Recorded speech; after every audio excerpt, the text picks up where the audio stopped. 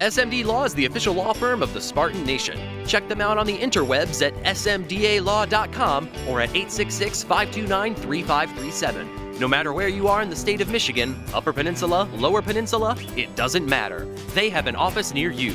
So whether you need to send a letter to an annoying neighbor, or you're a criminal and you need defense, maybe you just have problems with elder law, check them out, smdalaw.com today. The official law firm of the Spartan Nation. Call them first, then you act. For either coordinator. Dave, over here. I don't know if the freshman receivers had a great start today, but the way they finished with that, how important was that in the grand scheme of things? Well, they made a name for themselves today because they made some big time catches in critical situations, and we've had a lot of confidence in them all year long, and today they stepped up and did a great job for us. Dave, clearly player execution was not good today, but can you talk about first half play calling, what your thought process was going into this game, please? Thought process was try to mix it up, get first downs, and score points. Harlan, the defensive effort, a couple of sudden change situations, a couple other short field situations, they come up big and stop them and hold them to field goal.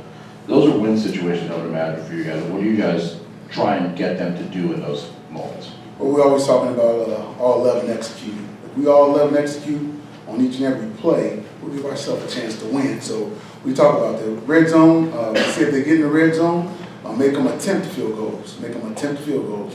Still want to try to get a block on those if we can. So that's the mindset that we try to instill into our guys. We've been talking about it for a while now. So they take heed to it and playing well. Dave, what have you seen in your young wide receivers that allows you to lean on them so heavily at the end of the game?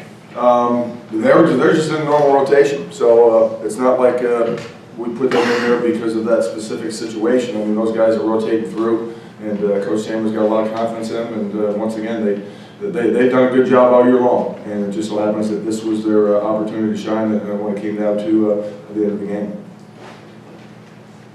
Harlan, if you could you talk a little bit about Justin Lane's night tonight? He obviously went up against Cobbs, who's been incredible all year. Can you talk about his game tonight? Well, we talked about all week a lot of 50-50 balls. Where you just throw it up, it was either you or him. And so he made a play one time early in the game, and then we made a play. Justin made a play one time.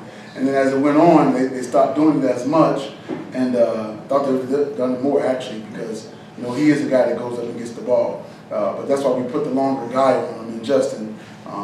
Thank God that they stayed to one side with the receivers because that way we don't have to run back and forth and find him and all that. Not that we don't have trust and belief in our other corners, but it was good. It worked out well.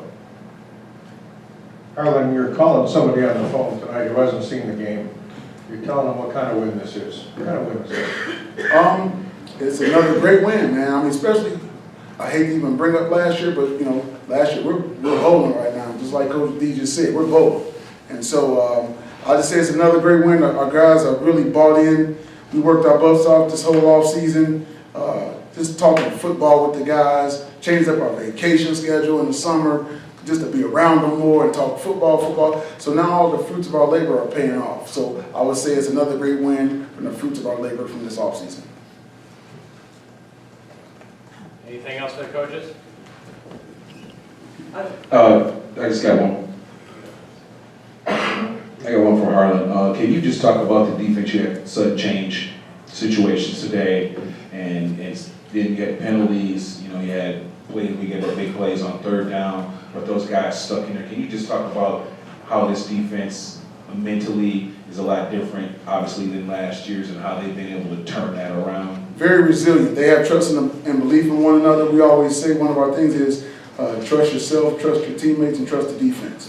And so, hey, they make a play, hey, one guy made a mistake or what have you, but there's accountability there. Talking about, I just mentioned the all 11 executing. So there's accountability there. Guys knows when they mess up, they'll take responsibility for it and say it won't happen again. And so it's each and every play. You forget the last one, move on to the next one, and then you just try to execute your assignment, get it done. And they believe if they do that, they can have success, and we can have success as a defense. Hey Dave, over here to your right. When you guys are down 9-3, there's a 3rd and 19, a deep square into Cody, or deep dig, whatever you want to call that. Can you explain that play and how you saw that develop, and then right after that, the 4th and 3 or two guys? Just Brian moved around the pocket, if I remember correctly. It wasn't necessarily right off the bat that he set his feet through the football. He moved a little bit, and it was a little bit later developing, and Cody made a great catch and found a way to get close enough. We had a 3rd down, right, and then went for a 4th down after that. So, Cody just made a great catch and got us close enough. We always talk about getting close enough to leave Coach D'Antonio make a decision on 4th down, whether to go with it or not. He did that, and fortunately we went 4th and 4th and picked up the 1st down. Dave, your left. Late in the game, when you scored the touchdown, would you rather take a knee there? Yeah, after the fact, yeah, absolutely. So some silver that's how out. we talked about beforehand. We did not talk about it beforehand, so that's on us. That's not an LJ, that's on us. But yeah, that's a situation there where you want to go ahead and milk the clock rather than score the points. Yes, absolutely.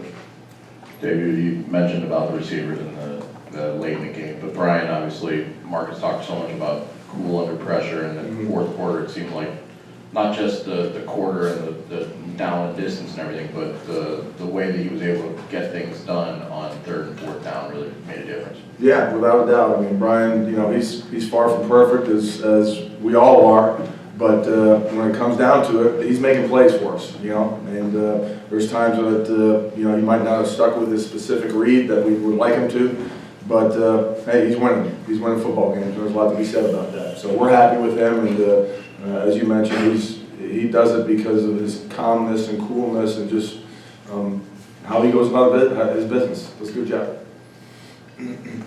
Anything else for the coordinators? All right.